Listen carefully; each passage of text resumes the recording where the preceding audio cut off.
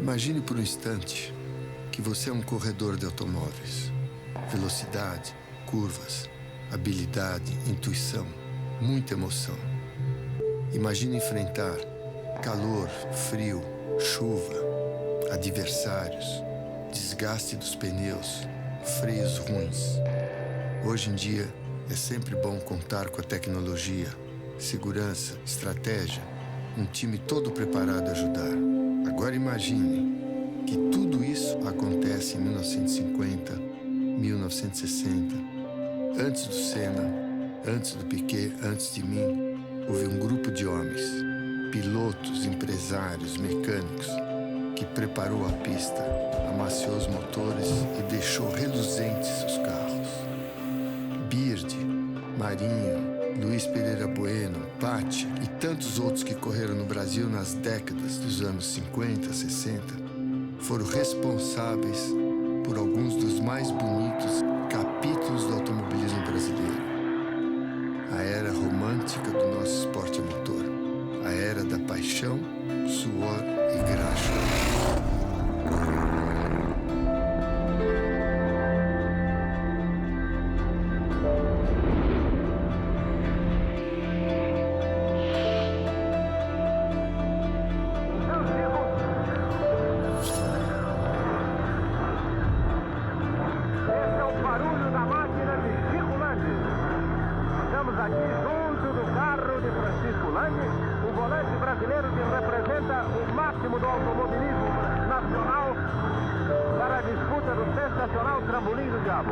Uma corrida sem chuva e leva máscara parecida com a daquela célebre dos bandidos do filme do Flash Gordon, para em caso de chuva poder se abrigar completamente da tempestade.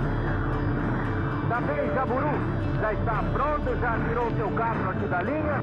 Senhores ouvintes, nesse momento apenas passaram completando a 13ª volta todos os corredores. Francisco Landi e Luiz Vidorelli. Enquanto Elane já completou a 14ª volta. Aí vemos os dois líderes da competição, Higgs e Anderson. Todos os dois tentando uma enorme vantagem sobre o terceiro colocado, que ainda não ingressou na reta de chegada. Mais uma volta vai ser completada dentro de alguns instantes, a 46ª.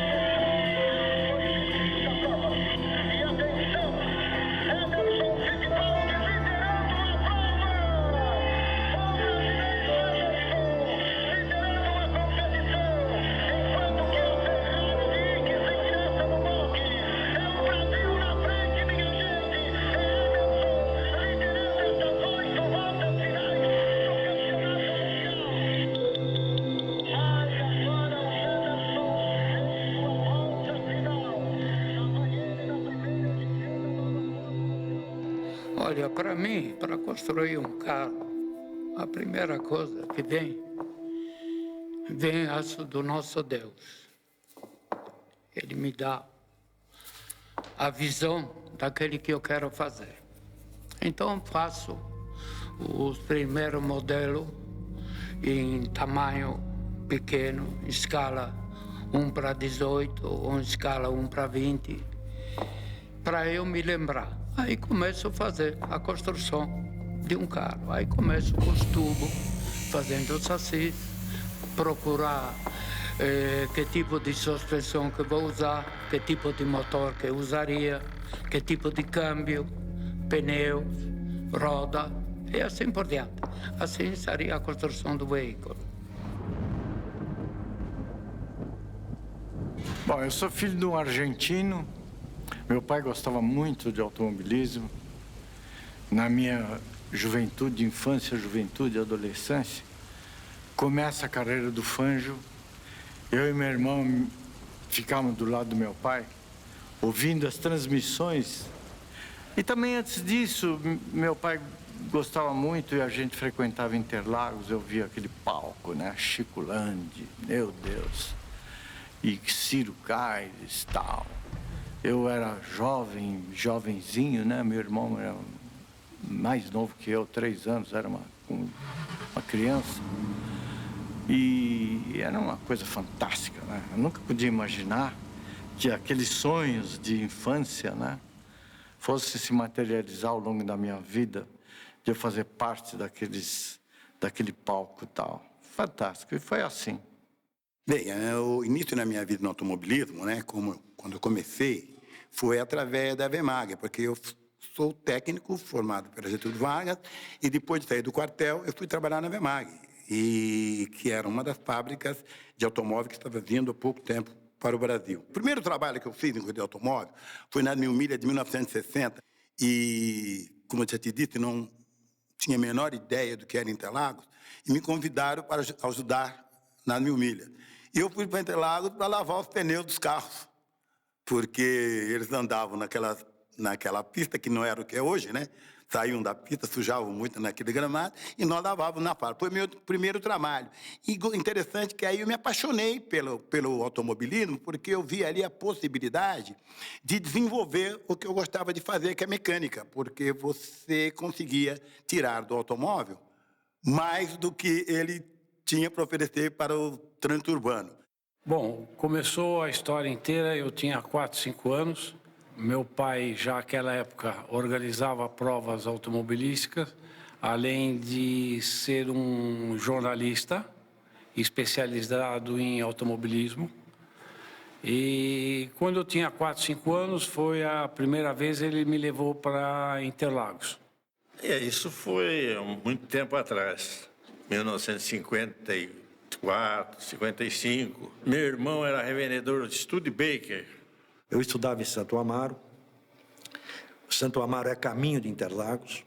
E naquela época, a gente tinha que imaginar que os carros eram todos levados para Interlagos pilotando pelo próprio piloto. Não era com carreta, nem com caminhão, nada. E foi, acho que, um dos primeiros carros assim modificados radicalmente no Brasil. Tinha 2 amortecedores por roda. E a caminhonete era um arraso, um furor. Eu vim para São Paulo com ela. Eu sei que quando eu fui embora, quando parei no farol, fechou no Brasil, veio um carro muito barulhento, parou do lado, freando assim, tal. Falei, é esse aí. Então, na escola, eu ouvi o barulho dos carros passando na rua, porque era caminho de Interlagos, e saía da escola, já pegava ou o ônibus ou a minha bicicleta, e ia até Interlagos para acompanhar de perto, cronometrar os carros que lá andavam. Eu cheguei na frente, no farol, lá de cima do Dr. Arnaldo. Aí você parou do lado, vamos conversar um pouquinho? Falei, vamos lá no Pacaembu, então. Eu fui lá. Aí cheguei, mas eu não sabia quem era. Não estava mais por fora que língua de folgado, né? Era uma Chevrolet 39 Coupé, barata, que chamava na época, com motor de caminhão, mas preparado, né? A gente preparava na própria oficina. E mais carburador, aquelas coisas, preparar. Aí quando eu comecei a competir, em 56, primeira corrida. Eu sei que aí nós subimos até a Dr. Arnaldo, eu cheguei na frente. Aí ele falou, agora é para descer. Eu não sabia nem que lado que virava. Era chapéu de praça, né? E lá no ponto tinha um motorista chamado Cabeção, e corria lá em Interlagos, ia lá. E eu experimentei com o meu carro lá e andei na frente dele. Aí eu achei que eu também era corredor, por isso que eu entrei. Para Interlagos, antigamente, nessa época, aos sábados, as pessoas iam lá tirar peguinha. E ele me convidou para ir no sábado lá em Interlagos. E eu não estou sabendo quem era. Era o campeão brasileiro. Era o Ciro Caires, o Ciro Caires e o Celso Lara Barberes. Nossa vida, 2 feras. Eu era muito amigo do Giuseppe Perego. Aí ele falou para mim, você podia dar uma volta lá em Interlagos. Quando eu fui, não parei mais. Teve uma fase que eu tive que mudar para São Paulo exatamente para estudar, a família inteira mudou. Por coincidência, a gente acabou morando muito próximo da casa e da oficina do Ciro Caires. E eu não perdi tempo, né? E assim eu comecei a frequentar o autódromo, vamos dizer, 2, 3 vezes por semana, em função da curiosidade de ver quem estava andando com aqueles carros. E eu passei a ser um pouco uma referência para muitos pilotos que perguntavam para mim qual era o tempo de volta que alguns carros tinham feito, os concorrentes deles, geralmente. Então, ali foi o início da minha participação, vamos dizer, no automobilismo.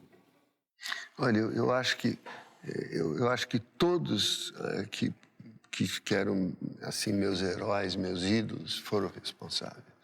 Porque todos eles me inspiravam, me davam motivação. Cada um no estilo deles eu olhava. Eu sempre fui muito observador. Então, às vezes eu ficava lá, eu ia no barranco, lá embaixo, no S, vendo eles entrando, cada um como que pilotava, cada um com estilo diferente. E realmente é muito bacana eu sentir que todos eles me inspiravam, assim, como heróis, né? Porque toda criança tem que ter um herói, todo atleta você tem que ter herói. Eram meus heróis.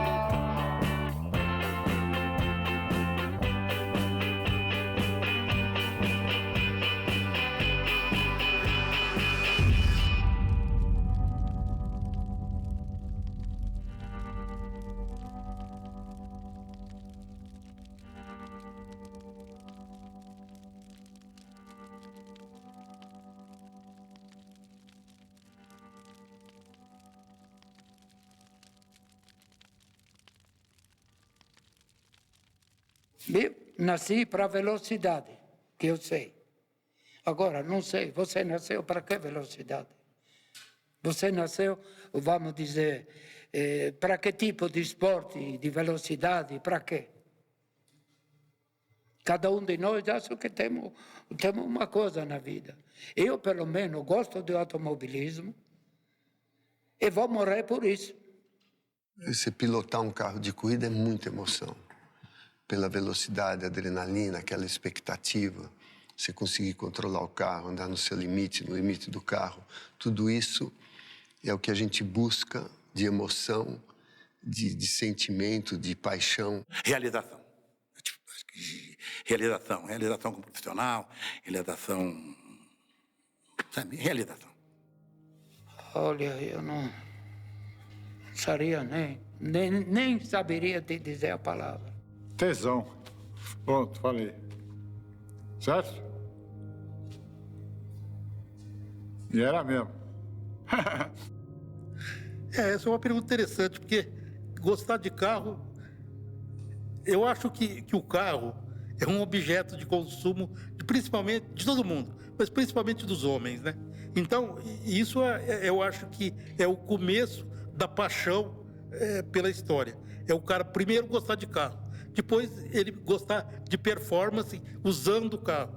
Ele tenta andar sempre fora do limite, ou um pouco acima do limite. Então, você está desafiando, quando a gente fala sorte e azar, você não acredita que tenha... Eu não acredito muito em sorte e azar, mas se você der uma mãozinha para a sorte, ela aparece.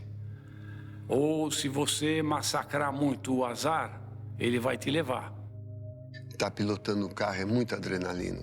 Você está sozinho numa pista. Agora, você imagina com mais 30 carros juntos, e você fazendo tudo aquilo que já é muita emoção sozinho, só que fazendo com os outros. é que nem uma mulher bonita. Certo? Você sabe que é uma mulher bonita, não sabe? Você se apaixona, senta nela, manda ela correr.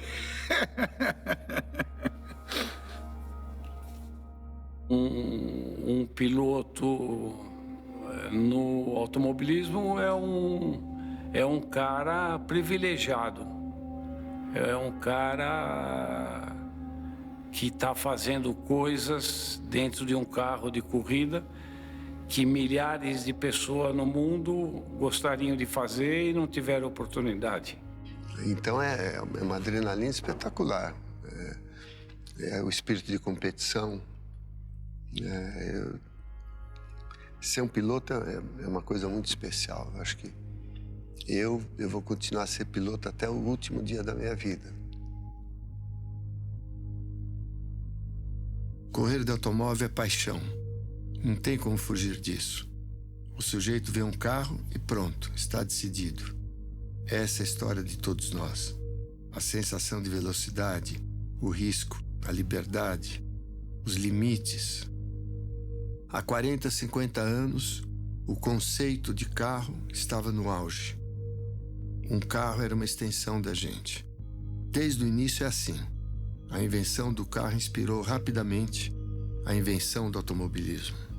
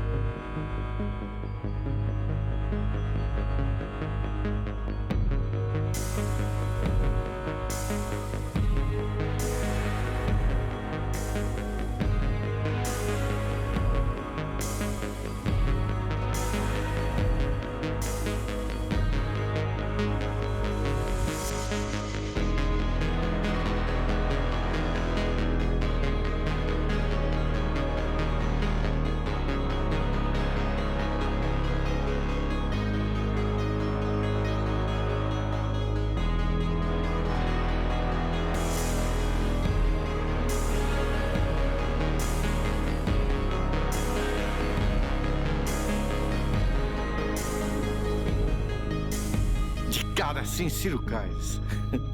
O Ciro guiava uma barbaridade. O Ciro, me lembro quando ele fez o recorde de Interlagos com aquela Maserati com motor Corvette. 3:33, ele baixou 13 segundos, acho, do melhor tempo, que era do Chico Landi. Era um fato fantástico. Além do Ciro, Christian Reis, que era o mais moço, né?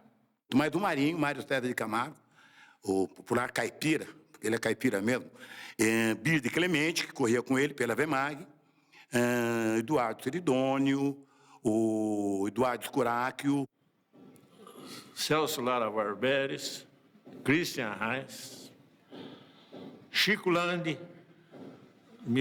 Eu devo muito, seu Chico. Eugênio Andrade Martins, tinha o Camilo Cristóforo, tinha o Chico Landi, naturalmente, que era o pai.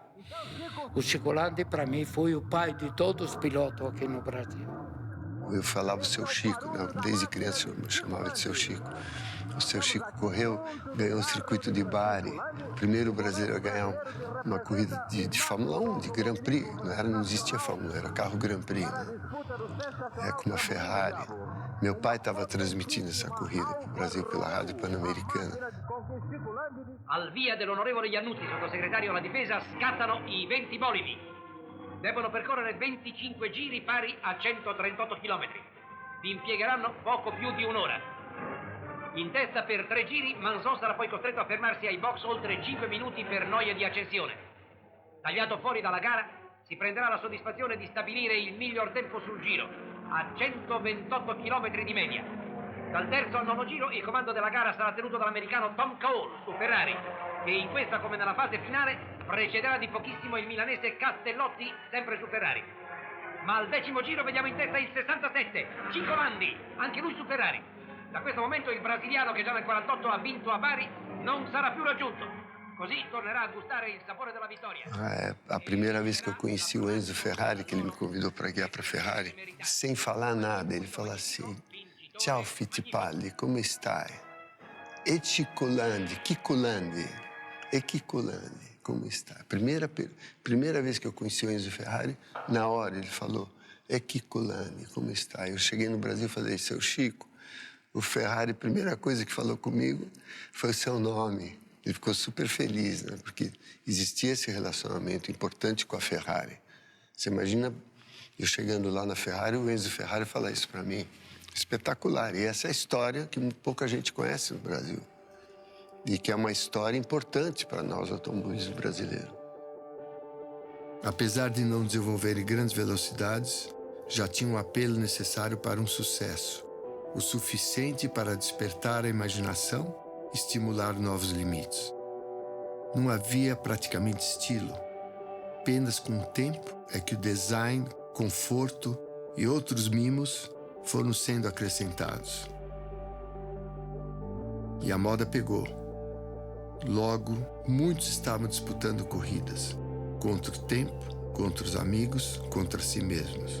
Em 1908, a novidade se estabelece. Acontece a primeira corrida em terras brasileiras, o circuito de Itapecerica, em São Paulo. De cara, o sucesso com o público. Milhares de pessoas se aglomeraram para assistir ao espetáculo. É estranho analisar o fenômeno de carros de corridas aqui no país.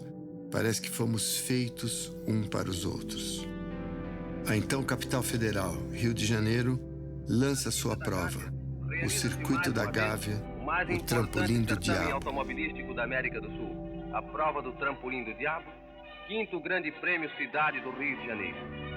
De diversas partes do mundo, afluíram volantes de renome que aqui chegaram para concorrer ao já tão famoso Circuito da Gávea. Comparecem a fim de assistir ao desenrolar do importante prélio Sua Excelência o Senhor Presidente da República e altas autoridades do país e do estrangeiro. Em toda a pista, enorme multidão se acotovela fazendo verdadeiras acrobacias para se manter em pontos de visibilidade perfeita, acompanhando assim as peripécias desta importante prova. 28 volantes tomam parte neste prélio, entre eles afamados brasileiros, italianos, portugueses, argentinos, franceses e um representante da Alemanha.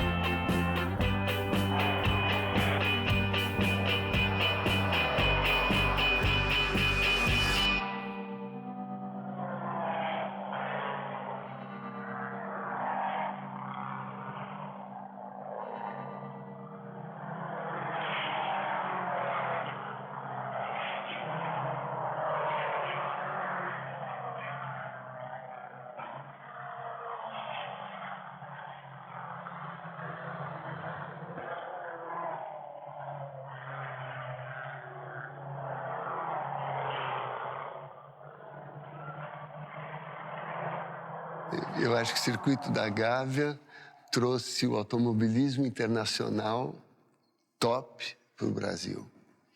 Porque naquela época vieram para o Brasil pilotos fantásticos, máquinas fantásticas, que eram as melhores do mundo, chegaram a correr na Gávea. E isso criou assim um patamar, né, de nível técnico, de pilotagem muito superior. Então era bacana ver os pilotos brasileiros competindo contra os tops internacionais aqui no Brasil, né? Acho que foi muito especial. E foi a motivação do meu pai entrar no automobilismo foi o circuito da Gávea, porque ele era um escoteiro em Santo André, ele nasceu em Santo André, e aí ele tinha um dia o sonho de ver um carro de corrida. Meu pai gostava muito de motor, de motocicleta, principalmente com motocicleta, em Santo André.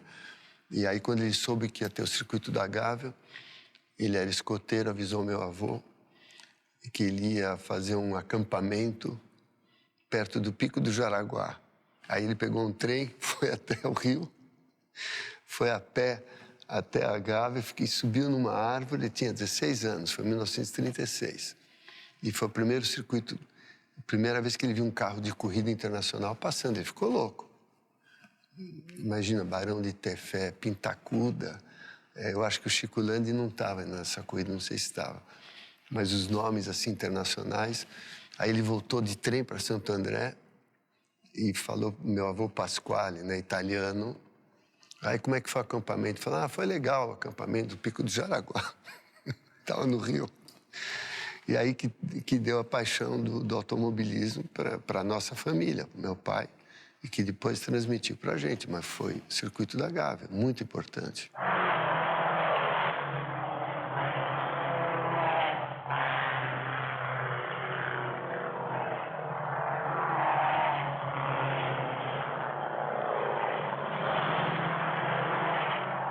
E era um circuito dificílimo, porque você imagina você sair do arpoador, subir para a pedra da Gávea, subir até lá em cima na Gávea, descer e voltar para o arpoador outra vez, né? Era muito difícil, muito, principalmente com aqueles carros daquela época. Mas aí começaram a acontecer muitos acidentes. E eu não me lembro, teve um piloto, não me recordo o nome dele agora, ele teve a infelicidade de, próximo à reta de chegada, ele saiu da pista por alguma razão que não se conhece, ele saiu da pista, caiu dentro do canal de cabeça para baixo. Aí não conseguiu sair de dentro do carro, né? Trampolim do Diabo, né? Se chamava. Trampolim do Diabo, aquela coisa sem cabimento, né?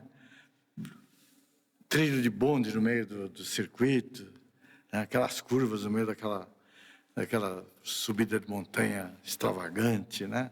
Era extremamente perigoso e não sei como é que não teve muito mais acidentes do que teve lá. Tiveram vários, nem sei se teve morte lá, mas o acidente eu sei que teve muito. E era um circuito interessante, porque era um circuito difícil, que os pilotos muito hábeis levavam vantagem sobre os outros, mesmo que tivesse com um carro pior. Esse Pintacuda, que ficou famoso no Brasil, Pintacuda, era um símbolo de velocidade. O Pintacuda ganhou uma corrida com um carro de muito menos potência do que outros que estavam concorrendo com ele, porque ele realmente foi extremamente habilidoso e o carro dele deu perfeitamente com a característica do circuito, que tinha alguns lugares que tinham curvas muito estreitas. Então, os carros grandes tinham dificuldade de virar aquilo, sabe? E ele estava com um carro pequeno que fazia curva muito bem feita. Então, ele acabou saindo melhor que todo mundo e ser uma vitória, assim, espantosa naquela época, surpreendente, porque ninguém apostava nele naquela hora. Eu tenho uma história do circuito da Gávea, quem me contou foi o seu Chico, Trampolim do Diabo. Ele teve um acidente em uma subida, machucou a perna e veio a ambulância pegar. Isso ele contou para mim. Ele entrou na ambulância, fecharam a porta da ambulância, o cara acelerou, abriu a porta e ele caiu na estrada, na maca, no circuito da Gávea. Você imagina como que era precário, até o atendimento médico. Ele saiu da maca e caiu da ambulância, o seu Chico, no circuito da Gávea, mas não se machucou mais, não. Pararam a Gávea, aí depois da Gávea fizeram aqui em São Paulo, na Avenida Brasil, e de volta na Avenida. Então virava, se não me engano, na Rebouças, pegava a outra mão da Brasil, ia até próximo ao Ibirapuera, virava no Ibirapuera e voltava para Brasil. Organizaram 2 ou 3 corridas e os problemas começaram a aparecer Do mesmo jeito também, a segurança em pista. Então, muitos acidentes, atropelamentos. A primeira corrida de carros Grand Prix em São Paulo aconteceu no dia 12 de julho de 1936, nas ruas do Jardim América. A ideia era competir com grandes provas internacionais. O evento aconteceu depois da prova carioca, justamente para que os pilotos já ficassem por aqui. A semente de tudo já estava lá. O povo se interessou muito pela prova. Os grandes pilotos também, tudo pronto. Uma cidade mobilizada para o evento. Era hora de correr. Foram 60 voltas, absoluto sucesso. O público vibrava, vendo as melhores máquinas e os melhores pilotos. Carlo Pintacuda, da Itália, venceu. Seguido do também italiano Marinoni. É a última volta, a reta final. Barão de Tefé vem por dentro. Helenice abre à sua esquerda. Clima elétrico faz com que as pessoas se aproximem para ver melhor. Barão de Tefé vem na frente. Helenice acelera. A poucos metros da chegada, a tragédia. Helenice não teve como evitar, não conseguiu desviar. O público estava próximo demais e foi atingido. O resultado, 5 mortos, 35 feridos. E uma certeza, não a corrida de rua. Mostrou a necessidade de se fazer uma pista, um local que se pudesse fazer isso de maneira segura. E aí, todo esse processo desenvolveu através de um grande arquiteto. Ele, na realidade, acho que era suíço, Sanson. Interlagos era um autódromo magnífico.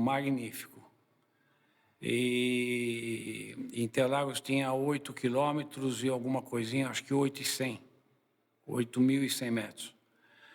E quem desenhou Interlagos foi uma pessoa abençoada, eu diria, porque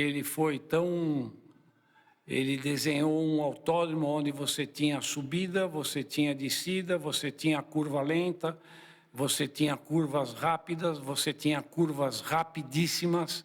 Então, o autódromo te dava esse conjunto inteiro e uma satisfação para quem tivesse participando de uma prova naquele autódromo. A satisfação era imensa, porque você tinha praticamente todos os tipos de curva, e subida, descida. E aí ele se envolveu com corrida de automóvel, estudou muito bem, fez um traçado absolutamente maravilhoso e escolheu um lugar absurdo de bom. O Interlagos era um circuito que antigamente tinha 8 quilômetros e você tinha visibilidade quase total numa área dele, num vale, que ele aproveitou todas as subidas e descidas, os ups and downs que tinha. E reduziram Interlagos de 8 quilômetros para 4 quilômetros e pouco. Ele virou um kartódromo gigante, um kartódromo para automóveis. Você tem aquele S do Senna que você desce, que é um pouquinho interessante, mas é muito lento demais. Depois você vai até o fim da reta oposta, freia, tem uma curva razoavelmente rápida. Depois você vai pegar a parte mista da pista. S, Pinheirinho, Bico de Pato é muito lento demais.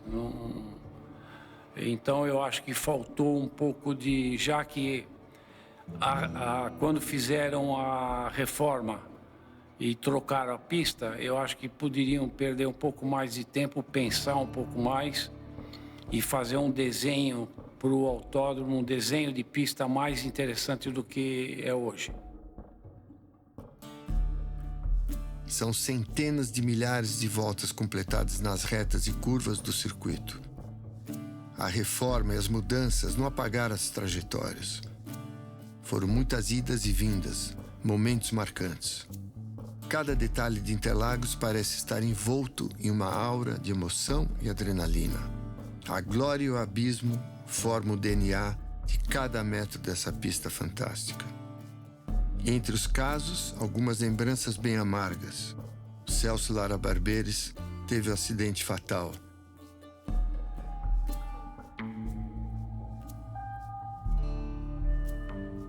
Você vê, olha, o Celso Lara Barberi morreu devido a uma rivalidade. O Chico fez um carro, charutinho, com motor traseiro, de Alfa Romeo. E parece que na largada dos 500 quilômetros, bateram atrás dele, ele foi virou assim, antes de chegar na Cor do Café ali, do boxe. Ele morreu ali, eu não corria. Porque quem era para dar largada era o Chico Landi, e eu, 5 minutos antes, tirei o Chico e mandei o Celso correr. Porque tinha uma rivalidade, que não me lembro o nome do cara, que ele falou, olha, Chico, se você dá largada, na primeira curva, eu venho em cima de você.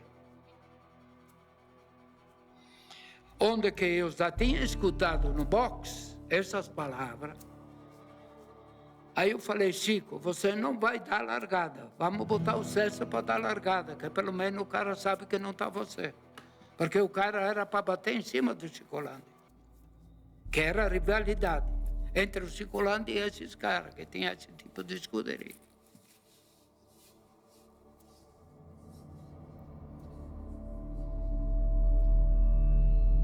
Eu acho que na história do automobilismo brasileiro tiveram muitas perdas.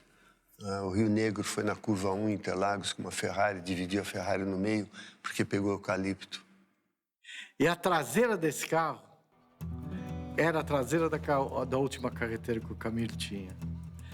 Na segunda volta ele falou, estou em primeiro, entrou na curva 1 em quinta.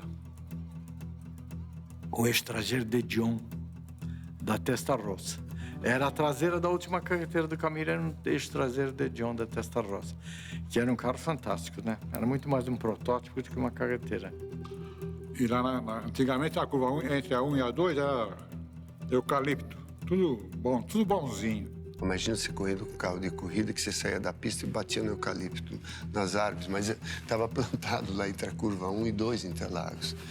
Ele pegou no meio, assim, saiu fora. E não é que deixaram o carro, a pessoa lá, o corpo dele. Na segunda volta, eu derrapei e passei em cima dele. Era o Camilo e eu. Meu carro andava, rapaz. Aí tirei o pé. Não, mas por que você tirou o pé? Tirei o pé. Por causa disso. Passei em cima dele. Brinca não. Mas a polícia não deixou... Olha, a polícia não deixou mexer no corpo. Porque tinha processo, tinha inquérito, sei lá. Brincadeira, cara. E eu ganhava segundo lugar. Segundo. Porque o primeiro era o Camilão, né? E tudo isso fez parte da evolução. Infelizmente, muita gente morreu num momento que ainda era muito precário, né? A segurança. O Christian Heinz foi para Le Mans. Seria, assim, o primeiro brasileiro a correr Le Mans com uma grande chance de andar muito bem. Estava na equipe Renault Alpine, era o carro que andava. O que tem foi correr em Le Mans, né? 24 horas de Le Mans, ganhando um Alpine, se não me engano. E sofreu um acidente e morreu em Le Mans. Foi uma morte que chocou a todo nós, porque além de ele ser um grande piloto, um dos melhores na época, ele era um cara tratável, né? Uma pessoa boa de se lidar. Ele falou mais o seguinte: eu estou embarcando amanhã, domingo, para a França, vou correr nas 24 horas de Le Mans com um Alpine. Pouca gente tem a definição exata do acidente, né? O que se sabe é que tinha óleo na pista. Mas eu vi que ele falou com pouco entusiasmo. Aí eu perguntei, Christian, você vai para correr nas 24 horas de Le Mans? Não estou sentindo que você está entusiasmado. Aí ele virou e falou, repetiu a mesma coisa. Não, eu estou, mas preferia não ir. A realidade é que ele teve um acidente muito forte, ele bateu numa pilastra de uma passarela e o carro pegou fogo e aí o acidente foi fatal. Ele era um cara alto, o carro era muito baixo. E que me deu um trauma muito grande. Explodiu o carro no fim da reta, ele pegou uma mancha de óleo, o carro explodiu, ele morreu na hora. Era muito amigo do Wilson. Acabou. E foi a primeira lição que o automobilismo me deu, mostrando que o automobilismo é muito duro. Mas o entusiasmo era tanto, a vontade de correr era tanta que, como a vida anda para frente, aquilo ficou no passado, mas me marcou muito. Mas, enfim, esse automobilismo, da época que eu estou falando, é um automobilismo que se morria mais, porque os carros não eram tão seguros como são hoje, até em função de pouca tecnologia que se tinha para desenvolver o carro. Os testes eram feitos mesmo na pista. Então, se falhasse, morria. Hoje em dia, a pessoa consegue fazer no computador, né, com esses sistemas que você tem de análise de elementos finitos e tal. Então, você consegue uma peça, fazer com que a peça saia da prancheta quase pronta, quase sem nenhum reparo. E naquela época, não. Você começava tentando, quebrou, morria um, você não fazia mais.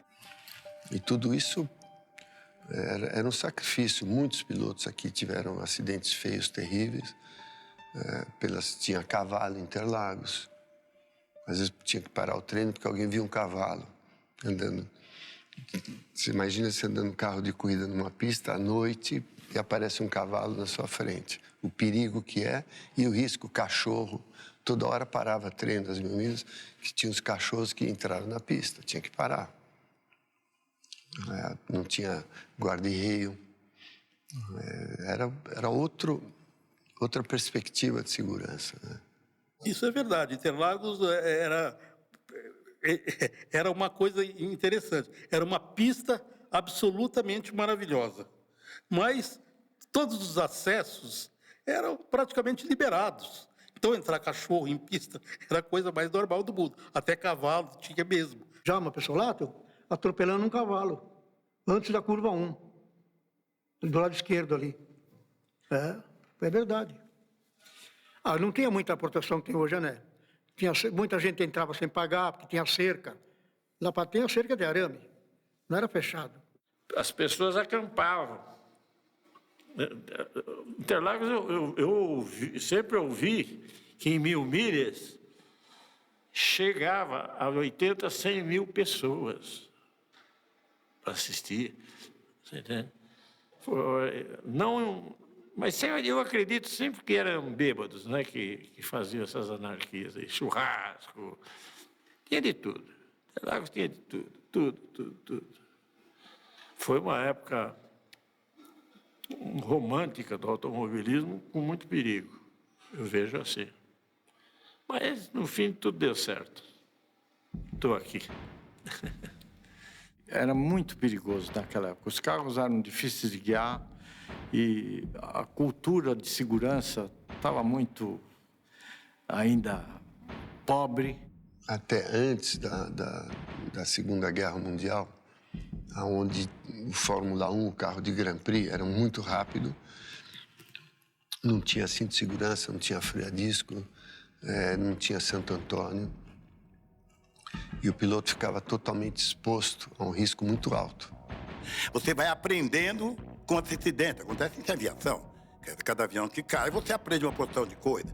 E nesse particular, no automobilismo, também foi se aprendendo, né? Como deixar os carros mais seguros. Tinha um espaço para trabalhar um carro de corrida muito grande. Você não tinha telemetria, não tinha pneuzão, não tinha... Pô, você tinha que fazer tudo no carro. Você tinha que frear, o freio era bom, mas você que tinha que dosar ele no pé. O acelerador tinha um motorzão lá atrás. Se você não tivesse cuidado, você... Em vez dele te ajudar a equilibrar o carro numa curva, ele te jogava para fora. Na hora da largada, você tinha que pegar a potência do motor e jogar no asfalto. Não tinha esses recursos tecnológicos. Tudo isso acontece sozinho, né? Agora, antigamente, era uma coragem pura. Era uma cruzada aquilo. E você brigava com uma espada na mão. E era o que eles faziam com os automóveis. O cockpit de um carro hoje é um tanque de guerra. Você pega um Fórmula 1 todo de fibra de carbono, O piloto pode ter um acidente terrível, mas ele sai intacto. O impacto do acidente pode afetar ele, mas o cockpit praticamente é indeformável hoje em dia. De forma a proteger aquela célula onde ficam os passageiros. E no caso de corrida, onde ficam o piloto. Você vê que numa corrida automóvel o carro se dispõe inteiro, voa roda, voa motor, voa transmissão e a parte que fica o piloto fica inteira. Isso foi um aprendizado. Naquele tempo não tinha quase capacete. No começo nem capacete não se usava. Você entendeu? Cinto também não usava. Cinto de segurança. Hoje em dia, os carros de rua são projetados de forma que numa batida frontal, a frente toda funcione como sanfona, o motor desça para baixo do carro e não entre dentro do habitáculo do piloto. Entendeu? Nós não queríamos saber. Era fanático, não. Como é que eu vou dizer? Para nós aquilo era que nem correr, vamos dizer, 500 milhas de Indianápolis, você entende? Não tinha outra corrida melhor, era as 1000 milhas brasileiras. É. Eu andei na Mercedes em 1937, Fórmula 1, em Hockenheim. E realmente o carro tinha 700 cavalos e pesava 700 quilos, 1 quilo por cavalo. Era muito rápido. Eles davam 320 de final, com pneu de 3, 4 polegadas no chão, com freio a tambor que não parava, um volante desse tamanho que o piloto tinha um volante grande para se segurar no volante. Não é para fazer o volante, para fazer a curva com o volante. Ele tinha que se segurar no volante. Sentava com as pernas abertas para apoiar um pé do outro lado, porque senão você é jogado fora do carro. Alavanca de câmbio aqui no meio, câmbio aqui no meio das pernas. E o freio, ao contrário da embreagem. A embreagem era aqui e o freio aqui. Só para ajudar a confundir o piloto. Eu sempre digo para a turma hoje, a cultura da segurança evoluiu muito, evoluiu na direção certa. Mas a tecnologia envolveu de tal forma o automobilismo que hoje o corredor do automóvel é um cara superdotado mental e fisicamente. Porque no nosso tempo a gente tinha que se expor muito mais, nem cinto de segurança não tinha na minha época. E a partir de 200 km por hora, o nariz do carro levantava e o volante ficava muito leve. E você imagina, tudo isso é ao contrário do que tem agora. Os carros agora, quanto mais velocidade, ele mais gruda no chão. O piloto está totalmente dentro de uma célula de segurança absolutamente fechado. Essa evolução fantástica que teve, essa transição de um carro muito perigoso para um carro muito seguro agora, é espetacular que aconteceu na Fórmula 1. Acho que isso aí que foi dos grandes avanços junto com toda a tecnologia, com tudo que existiu, principalmente a área de segurança. Era uma outra época, era muito mais romântico, muito melhor.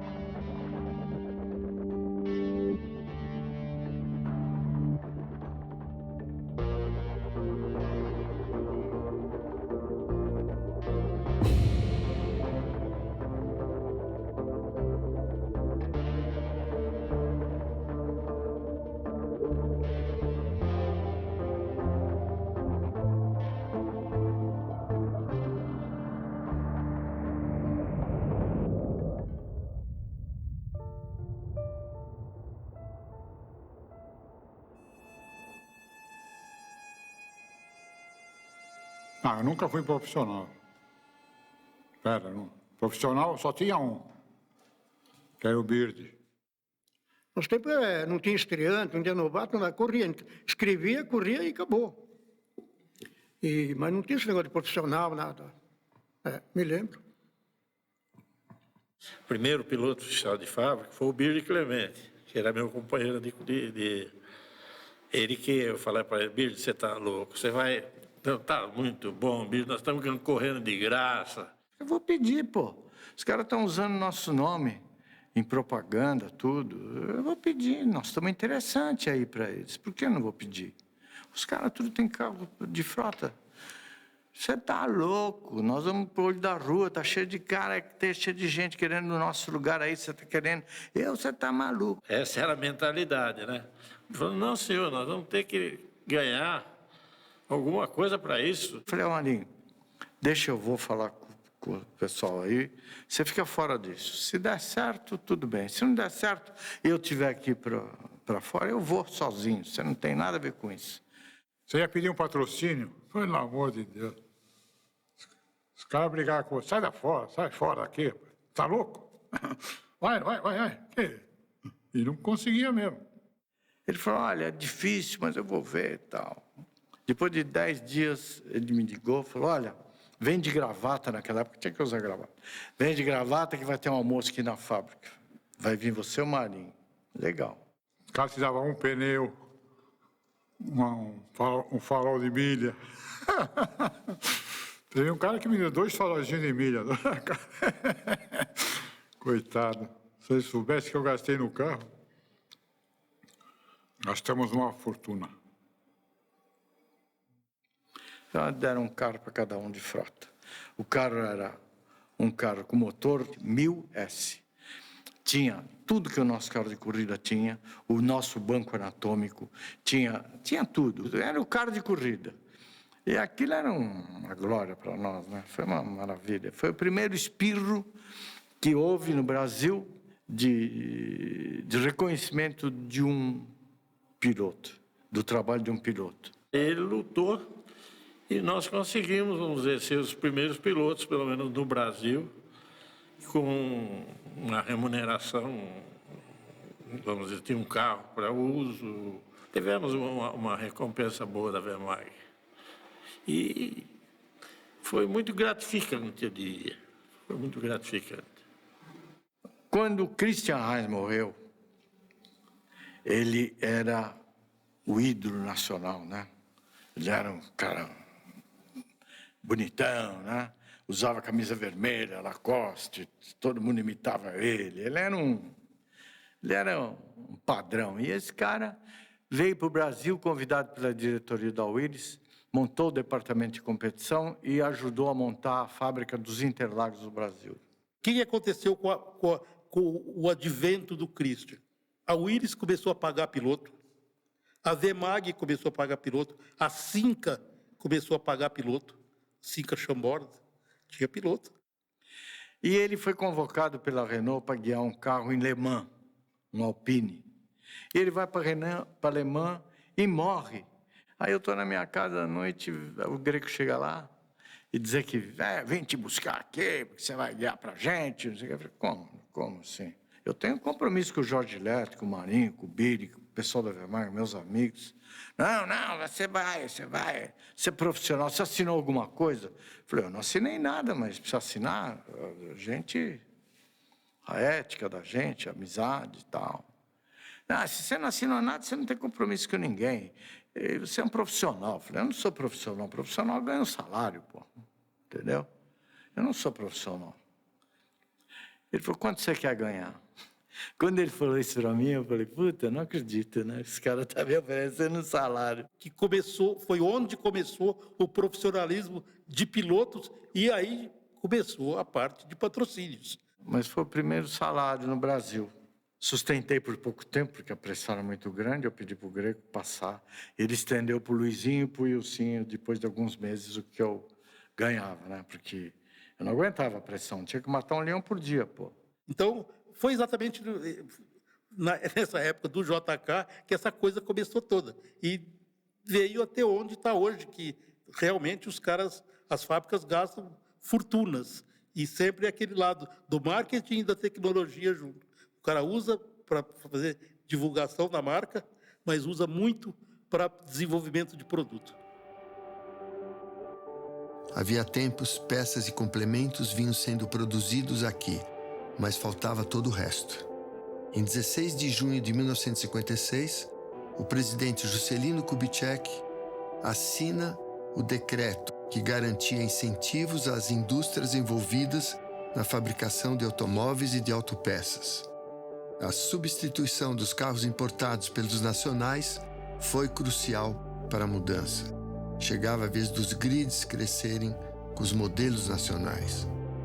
Dentro desse contexto, uma conveniência, a briga das fábricas pelo consumidor. Juscelino Kubitschek, nosso presidente, que tentou fazer 50 anos em 5. Pois é, o Juscelino foi... O problema é o seguinte, eu não sei se ele gostava tanto de automobilismo, mas ele foi o sujeito que... Ele colocou as fábricas de automóvel no Brasil. Foi muito interessante essa passagem, que foi onde a gente entrou na fábrica, foi quando a gente pôde dar uma certa contribuição, foi que Juscelino tentou mudar a planta do Brasil de um país exclusivamente agrícola, nós só vivimos de agricultura, tá certo? Para um país industrializado, porque a indústria estava acontecendo no mundo todo. Então ele quis trazer isso para o Brasil. Então isso realmente foi uma coisa que muda muito o automobilismo. As fábricas começaram a entrar, povoar os grids com pilotos e carros de fábrica. E uma das formas que ele achou de industrializar o Brasil foi dando facilidade para que aqui se instalasse a indústria automobilística. Isso, o próprio Alfa Romeo com o carro JK, a VMAG com os DKVs, depois veio a Willys, basicamente com uma estrutura de Renault, que eram os Alpines, Renaults e Gordines, esse tipo de coisa que veio para o Brasil. E eles começaram a se Volkswagen depois veio. Não, a fábrica veio antes, mas a parte de competição da Volkswagen, ela sempre é a última a entrar. E 54, quando começaram a chegar, o primeiro Volkswagen, se não me engano, veio em 53, as fábricas traziam todos os componentes de fora, que era chamado KD, e montavam aqui no Brasil. Então, nós não fazíamos praticamente nada aqui. Vinha tudo de fora e era montado no Brasil. E isso mostrou que o automobilismo virou uma coqueluche nacional naquela época. Era o segundo esporte. Hoje não é mais, mas naquela época era o segundo esporte de interesse público. Então, os primeiros carros feitos no Brasil tinham 100% do peso das peças importadas. No segundo ano, seriam, digamos, 90%. Então, essas fábricas tinham que dar apoio para as fábricas, para que se instalasse no Brasil uma indústria de base para fazer 10% do peso do carro. E assim foi para 80%, 70% e foi reduzindo. Por isso que tinha muito público antigamente. O sujeito gosta de se identificar com o carro particular dele que está correndo. Isto é uma coisa que chama público, não tenha dúvida. Muita gente sempre comentava que a capital do Brasil não era Buenos Aires, né? Porque brincavam com isso lá fora, mas quando o Brasil começou a ganhar em futebol, em automobilismo, acabou tudo isso. Todo mundo sabia direitinho onde era o Brasil e como é que vinha o Brasil, e o Brasil passou a ser muito respeitado no esporte internacional. Por incrível que pareça, eu não tinha, não. Por que medo? Já que você fez o carro, vai ter que andar. Se não vende, joga fora. Eu fui e andei. Eu não sei, isso aí eu não usava. Isso aí no nosso vocabulário não tinha esse negócio de medo. O corredor vocacionado, o corredor perfeito, quando ele começa, ele é inconsequente, ele acha que ele é imortal, que para ele nunca vai acontecer nada, né? Não é que você não tem, o medo você tem que encarar diferente. Existe o medo e você sente medo, muitas vezes, em competição. O que o medo é? O medo é o limite da velocidade que você está em curva. Eu nunca corri com medo, a não ser quando tem uma falha mecânica, você perde o controle do carro, você sabe que você vai bater, aí dá um pavor. Aquela fração de segundo Você fica paralisado, você não tem mais ação, você sabe que você vai tomar uma pancadona e vai acontecer. Mas durante a hora que você está pilotando o carro de corrida, você não tem medo, não pode ter medo. Você vai para um autódromo que você tem uma curva para você fazer a 200, 210, 220, o carro começa a mexer um pouco, por que você tira o pé? Não foi só porque o carro mexeu, porque você sentiu alguma coisa dentro de você que aquilo é o medo. O medo é o limite. E dentro do esporte, você tem que não ter medo, mas saber o seu limite. O limite do carro, o limite da pista. Então, é o medo que te segura dentro de um carro de corrida. Isso eu estou falando em condições que o carro esteja normal para a competição, tudo funcionando, tudo em ordem. O limite é o medo. Aí ele luta para subir, subir, subir. E se ele for bom, ele vai conseguindo subir, subir, subir. Aí chega um momento que ele atinge aquele nível grande, vamos dizer que ele chega no último andar, né, dessa carreira. E chega um momento em que ele é perseguido por todos, né? Ele é o que tem que ser derrotado. E essa liderança é uma solidão desconfortante. E chega uma hora que você se arrisca para fazer manutenção de tudo aquilo e você começa a se cansar, sabe?